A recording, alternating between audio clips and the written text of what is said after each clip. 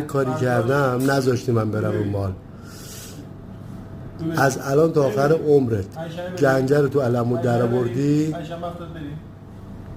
سهم منو میریزی به حساب هر چقدر که بود، از 1000 تومان تا 10,000. آره گنج علموتو سهم منو میریزی به حساب. سهم منم نصف اون چیزی که اونجاست، هر چی سهمت شد نصفش مال منه، چون توی دورانی که اینجا بودی خواب دیدی. من اینجا دفتر ول کردی، رفتی دختر بازی کردی، شب آروم خوابیدی، حاج آقا اومده تو خوابت جای گنج رو بهت نشون داده.